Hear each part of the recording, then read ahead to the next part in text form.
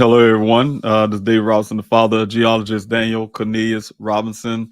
I wanted to come on this afternoon for those who are in the East Coast this afternoon, those who are in the West Coast this morning, to talk about the next thing I will be talking about is the things to consider. I will be bringing that back again. I did a part one in the past, but I'm going to part two and a part three, so I'm going to keep that going. This time, I want to talk about the breakdown of the firsthand accounts, things like Mr. Ken Elliott, who's who was the last seen Daniel when he went missing, and also want to talk about Caitlin, one of the other accounts that was in the Buckeye Police Department's report, and also some other reportings that I had as well, from things like the reportings of sightings to possible leads that would from individuals who say they may have seen Daniel or heard something. So I want to be talking about those kind of things, but I want to describe some of that on that next episode. Like I said, the next things to consider. I will be trying to put that together this week. So hopefully you guys, I'll come back on live again. I just want to make this quick video to talk about that. Come back on live again, and then we can go through that. So I want you guys to be aware of that. I'm gonna try to push for Wednesday this week, and we probably can do it around the prime time, and that way, you guys can join in and hear a little bit. But I want to talk about some other things as well, things I want to do going forward. And so we'll talk about that on the other end. So please hang in there with me, you guys. I'll see you on the other side.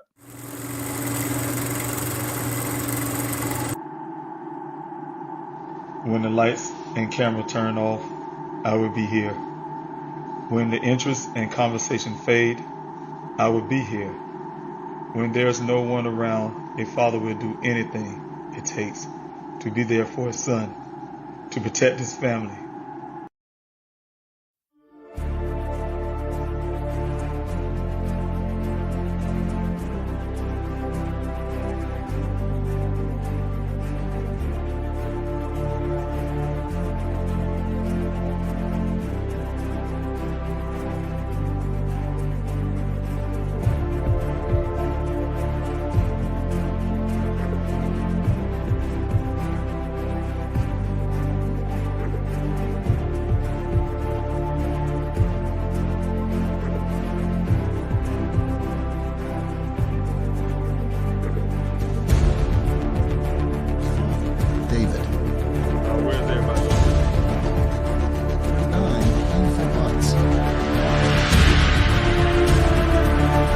Without these special people behind me, I wouldn't have a search.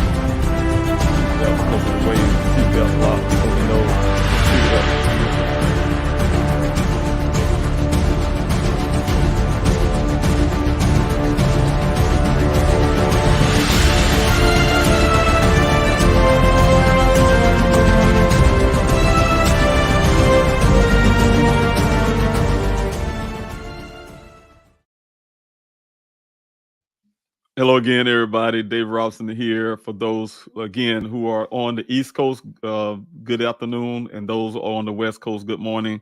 Thank you guys for joining in for this really quick live. I just wanted to express, how much I still appreciate you guys for your love and your support. I want to start off on Instagram. Latoria, thanks so much for being here. And many of the others, and also some of the chats that's in the YouTube side of things, and also Facebook. I see a lot of you guys coming off the YouTube side. Rona, thank you so much for being here. Good afternoon. Good morning to you, or afternoon wherever you're at. Also, American Honey, thank you so much for being here. Thank you for your prayers and your loves and support. I truly appreciate that. Thank you, Esther, for being here as well. And let's see, I have another. Thank you so much for the prayers, American Honey prayers. I truly appreciate it. Like I said, I'm a person that believes in prayer. So, of course, you already know That's really, really, I really appreciate you. Also, Fast Eddie, hashtag Daniel Robinson, Daniel. You guys, I really appreciate the hashtags too, because those are important, to reach out to many people and, to keep Daniel's name out there. So thank you, Fast Eddie. I really appreciate that. Sunset, Salty Sage, thank you so much for being here. Thank you for your prayers as well. I really appreciate you. Thank you so much for joining in. And everybody who's joining in this afternoon and this morning. I really, oh, Anna, thank you so much, Anna, for being here as well. Thank you, Hakab, Party of Six. Thank you so much for being here. Sending loves and prayers that Daniel is found. I have a son his age. I can't imagine how you feel. It's rough. It's rough, and yes, it's rough. But thank you so much. I really appreciate that. Also, like I said, Anna, thank you for being here. Also, Diana, thank you so much. Vineyard, thanks so much for being here. Thank you for sharing. Sharing is caring, you guys. I say this all the time. When you have missing loved ones out there, the best thing a person can do for a family is to share that story. That's one of the number one things for us because getting a story out there brings life into the to that story. It brings resources. It brings leads. You name it. Nothing good. Everything good come out of when you're sharing. So thank you so much for that, Diana. I truly appreciate it. Esther, thank you for your constant support as well. I'm trying to see if I can see some of you guys in the chats. Christina, thank you so much. Abby Hammond, thank you so much for being here off the YouTube, off the Instagram side. But yes, thank you, Esther, for your constant support for Daniel for years that have been doing this. You being out here on the live streams to support. So I say thank you so much for just being here again today. This was a really quick live, you guys. What I was talking about up top was that I will be doing a breakdown of firsthand accounts, whether it's Ken Elliott, the guy who, let me drink a coffee real quick, you guys. Excuse me. Whether it's Ken Elliott, whether it's some of the others that was involved in my son's case that had the rancher, all that, that had some parts of Daniel's case. I wanted to talk about those things and break down for everybody to understand. Excuse me, you guys. I end up choking on my coffee, but some of you guys, some of the things that's the ins and out of people's accounts and how it affect Daniel's case, and got us to where we're at right now. Even some of the workers at Daniel's job who felt they say workers, but it was only one that literally was able to excuse me guys for all this coughing, but the one person who was able to give an account about Daniel's state of mind when he spoke to him, and that was his friend, one of the guys from the job. The others, when law enforcement put plurals, of course, there's really none existing. Daniel's a field geologist, and I'll explain all of that. And field geologists, that's what they do. They work in the field, so he's not an office worker, so he'll be present with a lot of the workers. Excuse me, guys. But yeah, so I want to share those things with you guys because it's a very important. Like I did the other one when I was talking about things to consider when it comes to the crime scene. If many of you guys have watched that, I was talking about the crime scene where the vehicle was found lying on the side. Some of the details from that, guys that make it say, hey, these are things you have to consider. And the reason why I say that, guys, sometimes it's I want to say the public opinion that matters too, because you guys can see things what I'm seeing. You guys, when I point those things out on the crime scene, and you have to beg the question would be why law enforcement would not see it or pursue those things, right?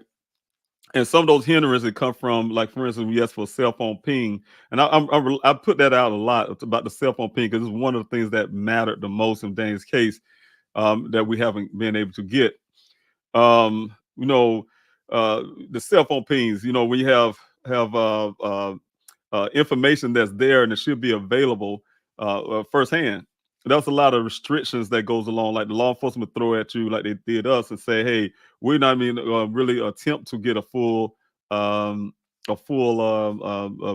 on finding out where the cell phone was at because we go get a warrant, ask a judge for a warrant, it wouldn't be not we would not be able to get one because it's not a crime scene. I mean, he's not a criminal case in nature. It's a missing person case, and so some of those things right there is problematic, you know what I'm saying, when it comes to missing person family. Those things are details that need to be easier to get to when you have missing loved ones, because as we know, the times is the essence. And I have found that out in Dan's case. I mean, begging for certain things. I had watched the other day when they had these camera footages of things that happen. Like, you know, literally you can watch, hey, this person walking down the street, and a lot of times you see it when it's like a bank robbery. They say, hey, this person came from this place, and they had to, you know, they kind of backtrack where those people are. So, and it's sad because, you know, the same technology you use when you're trying to protect the bank, the money that you got. You know, with this capitalistic society, I get it, but money becomes more important than the human life. And you know, whenever you're able to use those resources to track somebody who took some money from your bank, but you can't track somebody who left their home and you know, unfortunately get murdered or end up missing.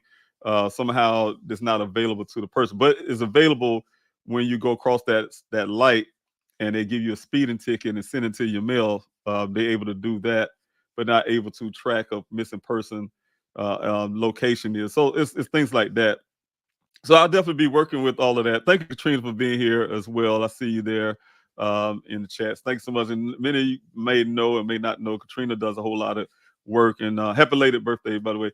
But do a whole lot of work and you know, in the background for many missing people. So check her out as well. Thank you for being here, and joining in. I truly appreciate you. So um, but yeah, we definitely have all the technologies there in 2024. But like I said, I want to get off track of what I was talking about. Just things to consider. I just want to go through those really detailed points bit by bit in Daniel's case, so everybody can really understand what actually happened in the case and the reason why I'm so much to where I am. I'm a father, first of all. The first thing I have to do as a father is protect my children. That's a man's right. That's what we are.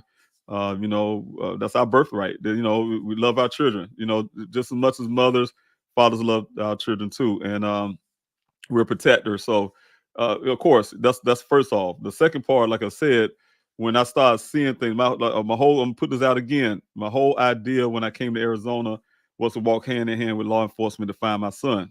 And I thought for sure, no doubt about it, I was gonna find Dane the same day I got into Arizona. That was in my mindset. Thought it was gonna happen, and it didn't. But like I'm saying, working hand in hand with law enforcement was the idea. But then when you start noticing that you're really walking by yourself, that's when the problems come in. You know what I'm saying? You know, certain things are done. Of course, that's automatic. You know, nobody get a reward for that. Like, for instance, I wouldn't get a reward being in the military just to be doing my job, like packing the vehicle up, or you know, arming my weapons or something. Like some rewards you don't get. That's part of your job. Or as a gunner, when I was a gunner, I'm watching my lane, and I noticed that the Taliban band was coming over a mountain ridge or something, and hiding in the ridge or something.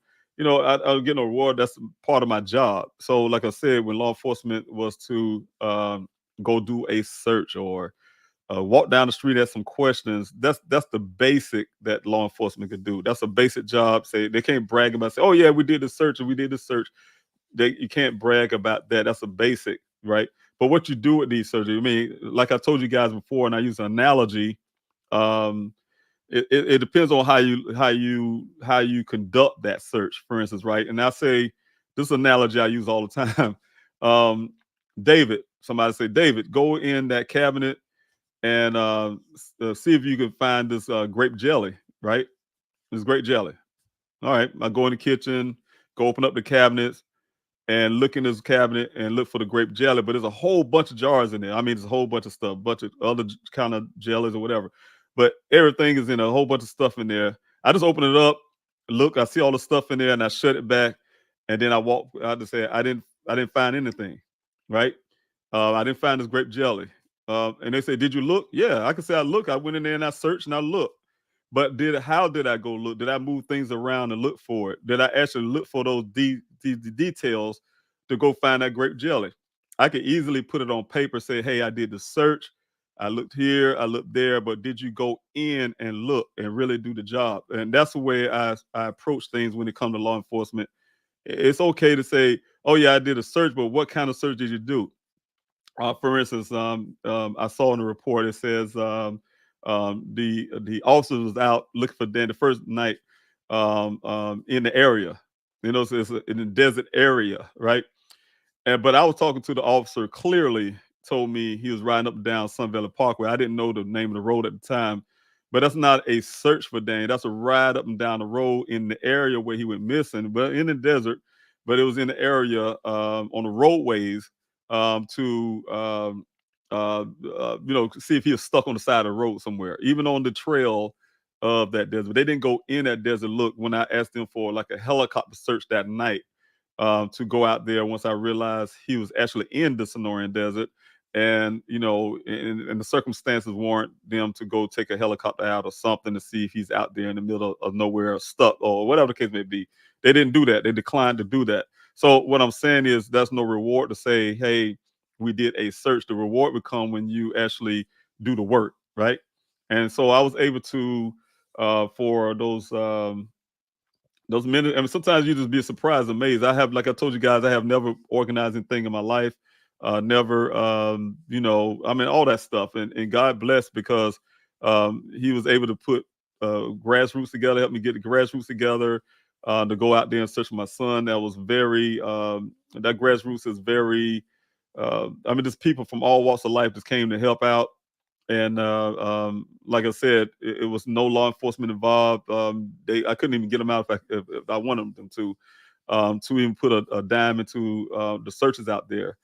I just talked to someone the other day. They was telling me, I think it was earlier today. I talked to so many people, but was asking me about Daniel's case and say, "Hey, look, I just read in some paper or somewhere that they was talking about this apartment or this and that and blah blah blah." Those evidence didn't come from law enforcement. Everything we know about Daniel's vehicle, everything we know about this case, about his apartment, all of that came from my investigation, came from my private eye as well.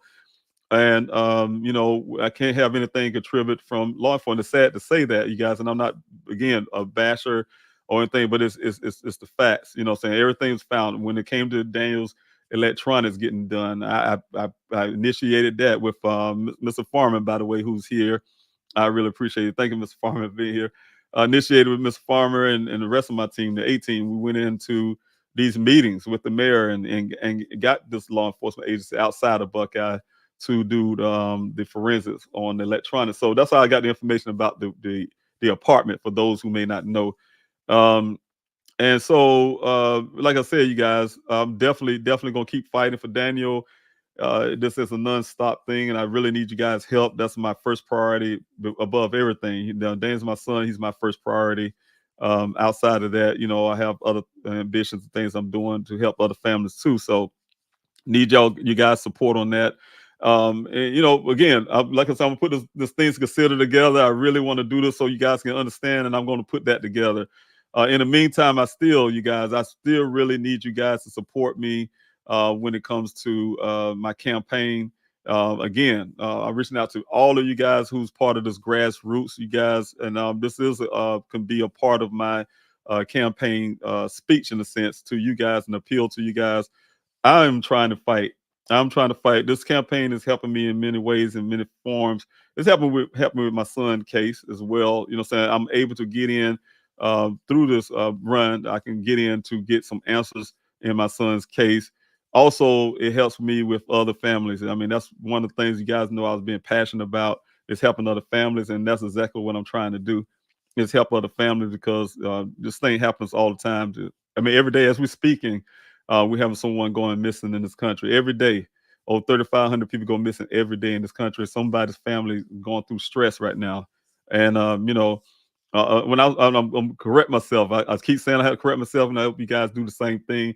Missing Americans, you guys, they're not missing people, they're missing Americans. And until we start looking at it that way, we probably won't have this thing on a national stage like it should be.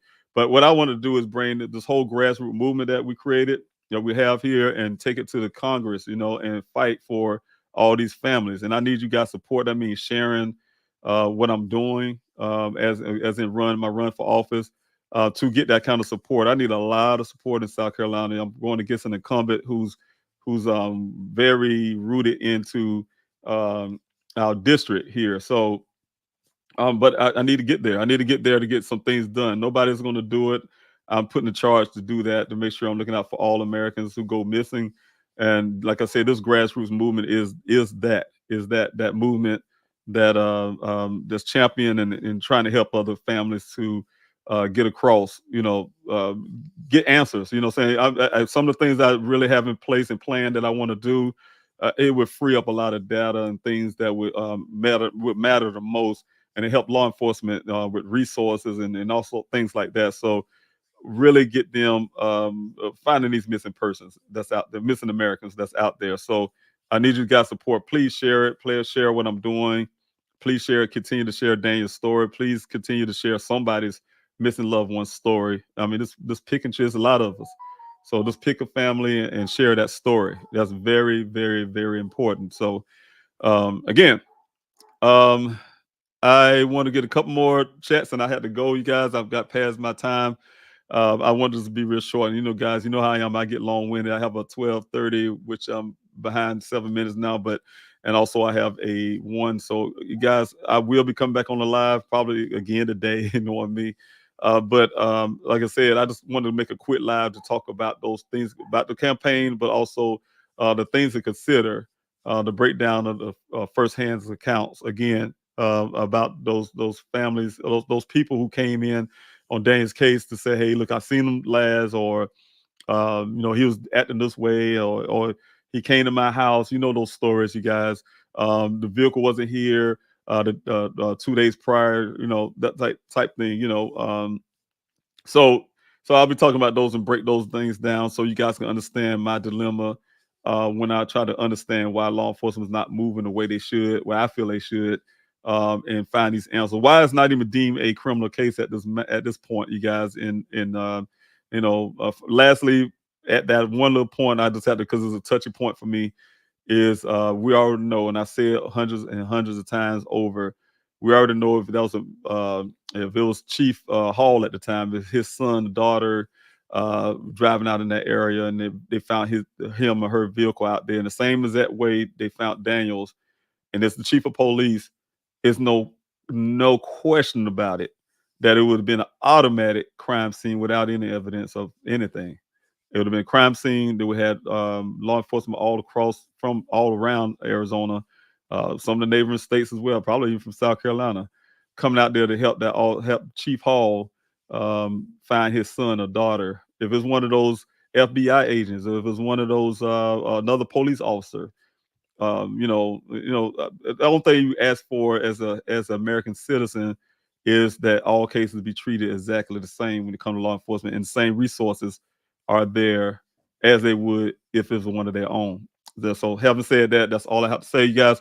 But yeah, again, join in with me, guys. I will probably come back on and do another live now that I'm talking about this, and try to see if we can go through some of that. Like I said, things considered, and the first hands accounts after I get past these meetings. But yeah, just have those first-hand accounts so you guys can really understand a lot of things in Daniel's story that just don't make sense, and why law enforcement not digging into it and going further. I'm only limited to a certain point. Even after all this, for 2 years, you guys fighting for Daniel, I'm limited. I can't go grab somebody by their shirt and jack them up and get answers. But law enforcement can take them into interrogation rooms and do their jobs. And for instance, in certain things, chain of custody, I could easily go out and say, "Hey, I'm gonna get forensics done, forensics the rest of the stuff at some forensic lab and pay a lot of money for." But then at the same time, I'm damaging Daniel's case as it is already. Law enforcement need to be handling that to keep the chain of custody thing going. It is so much why, if I had my way, I would be able to work outside of law enforcement, because I don't see the things that could be done. But we need law enforcement too. So like I said, since I need law enforcement, I have to push law enforcement to get those things done. So I will have a meeting coming in May now, the first part of May. We had agreement with Sheriff Skinner of Maricopa County to get this meeting going the first week of May. I told them we'll need it in April. But since that's happening, it's been like with Sheriff Zone, you guys. Try to give opportunity, but you guys know I have the mail-in protest. Please go to pleasehelpfinddaniel.com. Mail-in protest. I still need your help on that. Sending those picket signs in, because those picket signs will become real picket signs if I can't get this meeting and get these things processed, this forensics process and things need to be done. I will be utilizing those picket signs, and we'll have a sit-in at the Maricopa County Sheriff's Office.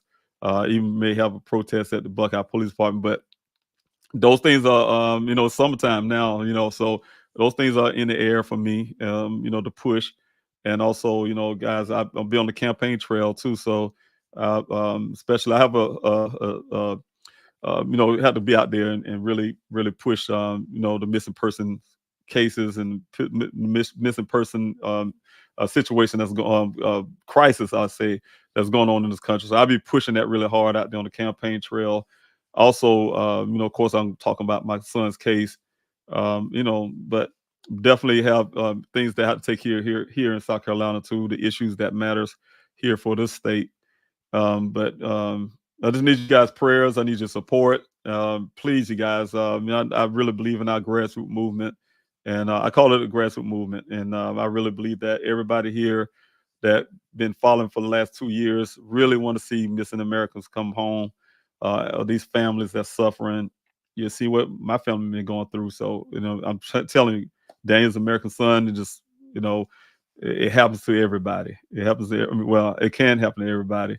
I never thought in a million years that I'd be sitting in this position with a missing son that I love very much and can't even talk to, if I, like I want to. And, never thought it would happen in a million years. And then when you're thinking about it, and here I am in this place, place and time. So I don't wish that on anybody, but we all got to understand that, with that many people going missing every year, you never know. So just like I said, support those who have missing loved ones, missing, family members, because they going through it. And I know they are, because I am. My family, we're going through it. So take care of yourself, guys. I'll see you guys later on the day or sometime this week. I'll do another live, and you guys will see me pop up. I hope you guys will be there then. Like I said, we'll talk about those things. So thank you guys for being here. Thank you for everybody on the Instagram side, everybody on Twitter, everybody YouTube. I really wish I could put you all on and talk. Maybe I'll do that on the next live. We can kind of like talk a little bit in the chats. But thank you so much, you guys. God bless you, and I'll see you soon.